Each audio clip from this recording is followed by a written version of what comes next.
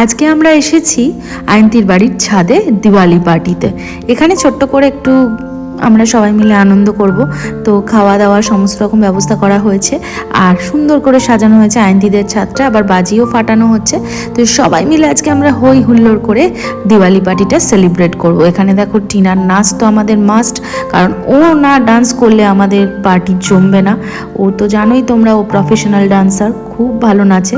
তো নাচ গান তো চলছে, গানটা আমি দিতে পারলাম না কপিরাইটের জন্য।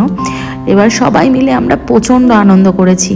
আর ছাদে সত্যি কথা আর একটা ঠান্ডা ঠান্ডা ভাবও ছিল, মনে হচ্ছে সত্যি শীতটা এসে গেছে। এইবারই তো আমাদের পিকনিক শুরু। আর টিনা নাচছে, এদিকে রাজা দেখো ইয়ার্কি করছে, ও তো আছেই জানো ইয়ার্কি মাস্টার।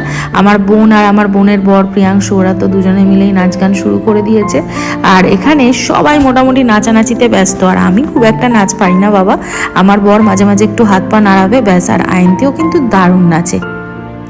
আয়ন্তী তো নাচছে, তারপরেই এসে গেছে ঠিক টাইমেই প্রিয়াংশু। তো সব মিলেমিশে আমাদের আজকে পুরো পার্টি জমে ক্ষীর। আর পেছনে দেখছো নয়নার বর। মোটামুটি আমরা সবাই এখানে আজকে প্রচুর আনন্দ করেছি, সবাই এসছে।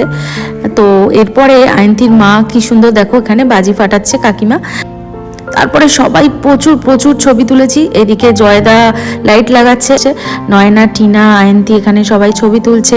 তারপরে আমাদের এই গ্রুপের প্রোগ্রাম হবে আর গান বাজনা হবে না, সেটা কি কখনো হয়? এখানে সবাই মিলে কিন্তু আসর জমিয়ে দিয়েছে। আজকের মিনি ব্লগটা তোমাদের কেমন লাগলো অবশ্যই জানিও। ভালো লাগলে আমার চ্যানেলটা সাবস্ক্রাইব করে দিও। আর যারা ফেসবুকে দেখছো তারা আমার পেজটা লাইক আর ফলো করে আমার পাশে থেকো। ভিডিও শেষে একটা প্রশ্ন আছে, সেটা হলো টিনা যে নাচটা নাচলো সেটা কি গানের নাচ বলো তো? অবশ্যই কমেন্ট করে কিন্তু তোমরা জানিও যারা ধরে ফেলেছো।